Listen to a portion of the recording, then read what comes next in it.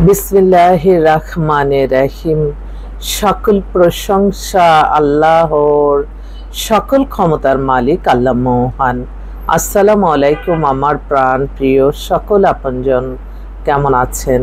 আমি আপনাদেরই সামান্য একজন কান্তা আপা আবারও চলে আসলাম। আজকে হচ্ছে 2/6/2025 সাল। আল্লাহর নামে কাজ শুরু করিলাম। আমি আমার আল্লাহর ঘরে সালাম ও দোয়া পৌঁছে দিলাম। আমার প্রিয় নবীজির রওজা মোবারকে সালাম ও দোয়া পৌঁছে দিলাম। হযরত শাহজালাল শাহ পরাণে সালাম ও দোয়া পৌঁছে দিলাম। আজমির শরীফে সালাম ও দোয়া পৌঁছে দিলাম। মাইজবান্ডার শরীফে সালাম ও দোয়া পৌঁছে দিলাম। আল্লাহ আপনি নামাজ রোজা ইবাদত বন্দেগী কবুল আর মঞ্জুর করে নিন, আমিন।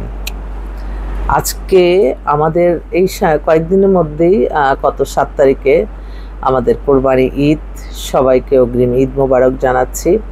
আর আমি বলতে চাচ্ছি যে আমাদের যে প্রতিষ্ঠানটা, এটা হচ্ছে বিয়ে শাদীর একটা মাধ্যম।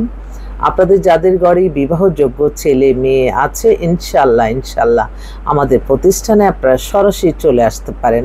আমাদের অফিসের ঠিকানাটা বলে দিচ্ছি। বাড়ির number 8, block B, main road, Banasree, Rampura, লিফটেড 2। মোবাইল নাম্বারগুলি বলে দিচ্ছি 019718600261। এই মুহূর্তে আসলে অসংখ্য পাত্রপাত্রী আসছে, আর ঈদের ছুটিতে কিন্তু আমাদের কোনো ছুটি নেই। আপনারা সরাসরি চলে আসতে পারেন, আমার অফিস খোলাই থাকবে। আর যেহেতু তখন অনেকেই একটু ব্যস্ততা কম থাকবে, ঈদের পরের দিনও আসতে পারেন, কোনো অসুবিধা নাই। এর মধ্যে বেশ কিছু পাত্রপাত্রী দুইটাই আসছে। এত এক্সক্লুসিভ একটা পাত্রী আসলো, যার কারণে আমি কিন্তু এখনও রেডি হই নাই। তো ওই যে আমি বারবার কথা বলছি একটা কথা, যে ভার্চুয়ালি আপনাকে একজনকে দেখে কিন্তু আপনি ইমপ্রেস হয়ে যান। তো ভার্চুয়ালি না, বাস্তব দেখতে হবে। এই যে এখন আমি আসছি, হয়তো এটা আমি কেন বলতেছি, যে মানুষের যাতে মানে একটু মাইন্ডটা যাতে সবাই যাতে কোনো প্রতারণার মধ্যে না পড়ে। আমি দেখলাম চোখে একটা, সামনে আরেকটা, এই জিনিসটা আপনাদের মনে রাখতে হবে। এই যে এখন আমি আসছি, একদম ঘুম থেকে উঠে নামাজ পড়ে তারপরে এখন ভাবলাম যে ঠিক আছে আমি রেডি পরেই হই। আমার আপনজনদের কাছেই তো আমার কোনো লজ্জা নেই, কারণ আপনারাই আমাদের এই প্রতিষ্ঠানটা পরিচালনা করাচ্ছেন আপনাদের সাহায্য সহযোগিতা নিয়ে। আমি তো প্রতিটা সময়, প্রতিটা ক্ষণ, প্রতিটা মুহূর্তে আল্লাহর কাছে লজ্জিত। আমি লজ্জিত হয়ে যাই আমার আল্লাহ মহানের কাছে। তাই কেউ দেখে আপনারা হয়তো মনে করতে পারেন নর্মাল মানুষ, না, আপনারা সবসময় মাইন্ডে রাখবেন ভার্চুয়ালি একটা, সামনাসামনি দেখলেই আরেকটা। তো আর আমি সবসময় আপনাদেরকে একটা কথা বলি, মানুষ এখন মুখরোচক কথাতে বেশি বিশ্বস্ত হয়ে যান। আপনি যেখানেই দেখবেন বেশি, আর মানুষও দেখলাম যত অর্থবিত্ত, যত ক্ষমতাবান, যার কাছে গেলাম অপ্রয়োজনীয় কথাই বেশি বলে। এত কথার কি হলো? আপনি সৎভাবে চলেন, আপনি আপনার নামাজ রোজা ইবাদত বন্দেগী দান সদকা মানুষের কল্যাণ করে যান, আল্লাহ আপনাকে ভালো রাখবে। তা তো আমি প্রত্যেকটা সময় আমি আল্লাহর কাছে লজ্জিত হয়ে যাই। আমি নিঃস্ব হাতেই আসি। সবাই একটু দোয়া করবেন যেন আমি আমার মাদ্রাসার বাচ্চাগুলির জন্য কিছু করতে পারি ঈদের কোরবানির। আমি এই দোয়া চাই সকলের কাছে। তো যাক, এত মুখরোচক কথায় এত বেশি, যারা মুখরোচক লোভনীয় কোনো অফার থাকবে সেখানে আপনারা মনে করবেন যে আপনাদের সমস্যা হবে। প্রয়োজনীয় কথা ছাড়া অপ্রয়োজনীয় কথাই বেশি মানুষ বলে। যাক, এই মুহূর্তে আসলে এক বোন, তার বিয়ে মনে হয় কত 98 সালে হয়েছিল। তার বোনের জন্য এখন তার বড় বোন,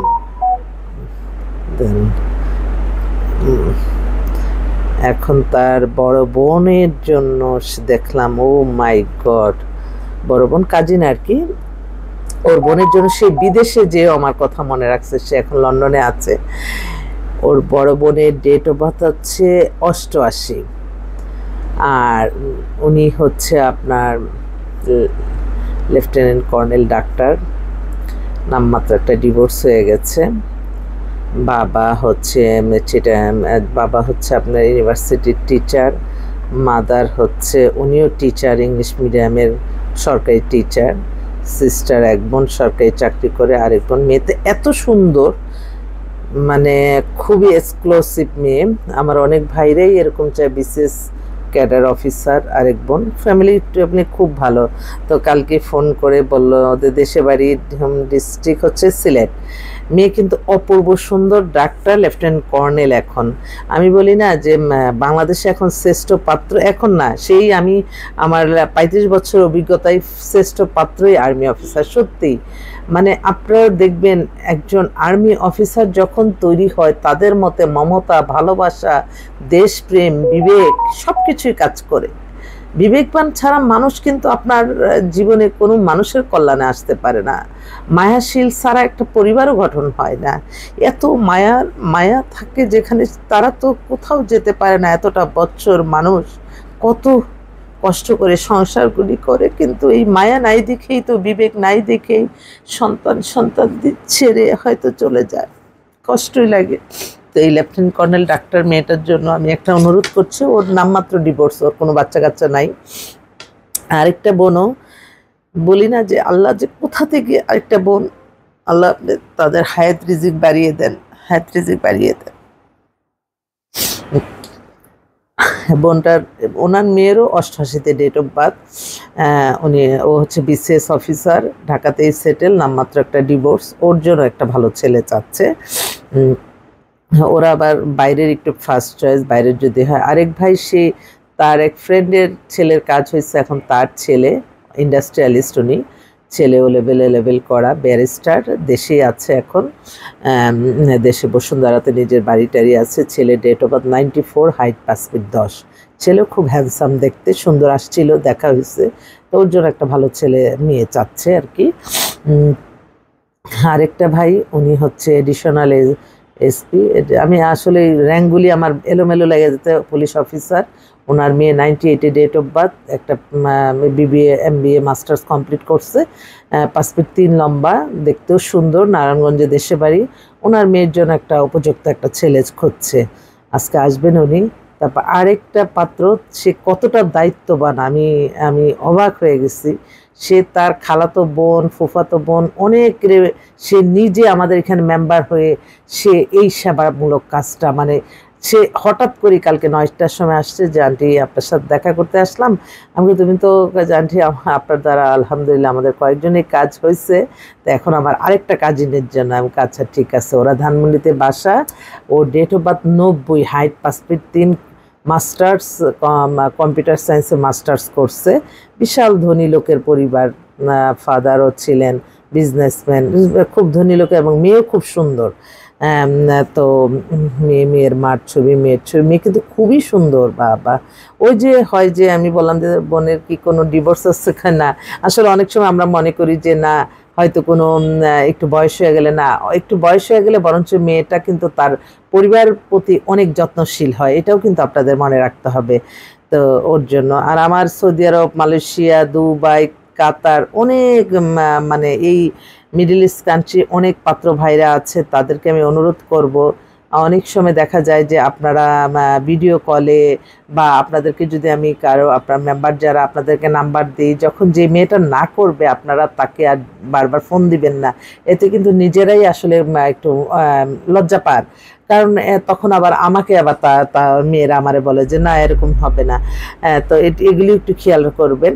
আরেকটা ভাই, ওনার মেয়ে হচ্ছে পুলিশে দারোগা, 2টা মেয়ে আসছে। মেয়েগুলি দেখতেও সুন্দর, একজনের বয়স 26, আরেকজনের 30। সবাই প্রতিষ্ঠিত, পুলিশ চাকরি করে যেহেতু। পুলিশ মেয়ে যদি কেউ সরকারি চাকরিজীবী, যে কোনো ক্যাডারে কোনো আপত্তি নাই, উনি রাজি আছে। আরেকটা ছেলে, ওর একটা নামমাত্র ডিভোর্স হয়ে গেছে, ও এমবিএ করা, ঢাকাতেই সেটেল, ছেলে খুবই হ্যান্ডসাম, সহজ সরল। ছেলেটা কি ভুলটা করলো, প্রতারণার মধ্যে পড়ছে, কাবিন দিছে 30 লাখ। বিয়ে হয়েছে, কিন্তু তাদের মানে ওয়াইফটা নাকি তার সাথে কোনো রিলেশনও করে নাই। তার কয়েকদিন পরেই শুনছে মেয়ের আবার পরকীয়া আসক্ত। ওই ছেলের মানে ওদেরই আত্মীয়, ওই ছেলেও তার বউকে ডিভোর্স দিয়ে দিছে, মানে তাদের একটা প্ল্যান হয়েছে, এটা তাদের মানে আমার কথা। কিন্তু আমি মনে করি যে আপনারা যখন আত্মীয় স্বজন অন্য কারো মাধ্যমে আনেন, তখন দেখা যায় আপনাদের খুব উৎফুল্ল নিয়ে তাড়াতাড়ি কাজটা হয়। যেই মানুষটা ডাক্তার ইঞ্জিনিয়ার ছাড়া দিবে না, যেই মানুষটা বিদেশি ছেলে দিবে না, বিদেশি মেয়ে দিবে না, সেখানেই করে। কিন্তু তখন দেখা যায় আপনারা খোঁজখবর নিতে নেন না, তখনই কিন্তু আপনারা বিপদে পড়েন। তা আমি আমার সততা, মেধা, পরিশ্রম দিয়ে কিন্তু আমি আপনাদের জন্য সব কিছুই করি। এবং আপনাদেরকে আমি একটা কথাই বলতে চাই, আমি যখন যেই ছেলে বা মেয়ের কথা বলবো, আপনারা ইনশাল্লাহ আপনাদের মনে করবেন যে মা যেই সন্তানের জন্য যেই ভালোটা চায়, আমি ইনশাল্লাহ আপনাদের জন্য সেটাই করব। আমি ওয়াদা খেলাপকারীকে আমি পছন্দ করি না, আমি ওয়াদা রক্ষা করি। এবং ওয়াদা যেটা আপনারাও করবেন, আপনারা দয়া করে রক্ষা করবেন, যে কোনো যার মাধ্যমেই হোক।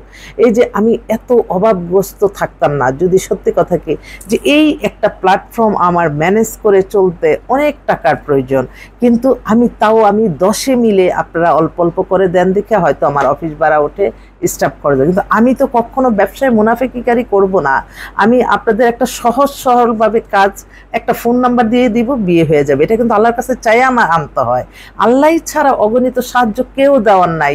হঠাৎ করে মনে হবে যে হ্যাঁ এই ছেলেটা এই মেয়েটা, ফট করে আমি নাম্বার দিয়ে দিলাম, 1 সপ্তাহ 2 সপ্তাহ কথা বলে বিয়ে হয়ে যাচ্ছে। এখানে হ্যাঁ হঠাৎ করে আসছে একটা পরিবার, আরেকটা পরিবার দেখা হয়েছে, আলহামদুলিল্লাহ হয়ে যায়। এটা কিন্তু আল্লাহর হুকুমই হয়। এবং এটা আপনি যেখানে আপনি যার মাধ্যমে কাজ করবেন, যে বিশেষ করে এই ম্যারেজ মিডিয়াগুলি, আপনি যদি সততা সহিত কাজ করতে চান, লংজিভিটি থাকতে চান, আপনার সততা নিয়ে কাজ করতে হবে, কোনো মিথ্যা মুখরোচক খবর না বানিয়ে এবং কোনো লোভনীয় কোনো অফার না দিয়ে। তাহলে দেখবেন যে কোনো প্রফেশনে আপনি ভালো থাকবেন। কিন্তু আমার সমস্যাটা হচ্ছে, হ্যাঁ আমাদের 4-5 হাজার টাকা দেয়, কিন্তু বিয়ের পরে যে কমিটমেন্টটা মানুষ করতেছে, এটা কেউ এখন পর্যন্ত পূরণ করে না। এটাই আমার দুঃখ। তবে আল্লাহ কিন্তু ওয়াদা খেলাপকারীকে পছন্দ করে না। আপনাদের কিন্তু এটা মাইন্ডে রাখতে হবে। আপনি কি বলছেন, ওয়াদা মুখ দিয়ে যে কথাটা বলছেন সেটা আপনি পালন করতে পারবেন কিনা, তাহলেই আপনি বলবেন। মুখরোচক কোনো কথা আপনারা বলবেন না। তো যাক, অফিসে যাব এখনই, আপনাদের মাঝে আসলাম। আমি তো আপনাদের আপনজন, আমি যে কোনো মুহূর্তে যে কোনো সময় যদি আসি, কোনো অসুবিধা তো নাই।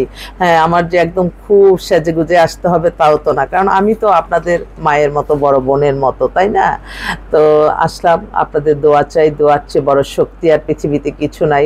দোয়া করবেন যাতে সুস্থ থেকে, ভালো থেকে, মানুষের কল্যাণে কাজ করতে পারি। আরেকটা কথা, এই ভিডিওটা যাতে কোনো খারাপ মানুষের চোখে না পড়ে। আমি খুব টেনশন, আমি শুধু নামাজে বলি, আল্লাহ কখন কোন বিপদে, এই নারী হয়ে কাজ করতে যে কত বিপদের সম্মুখীন হতে হয়, আল্লাহ আপনি রক্ষা করেন। আপনি ছাড়া অগণিত বাজেট দেওয়ার কেউ নাই। আপনি খারাপ কোনো মানুষের চোখে যাতে এত সুন্দর একটা প্রফেশন যাতে না পড়ে, আমি এই দোয়া চাই সকলের কাছে। সবাই দোয়া করবেন। আল্লাহ নামে কাজ শুরু করলাম। আসসালামু আলাইকুম।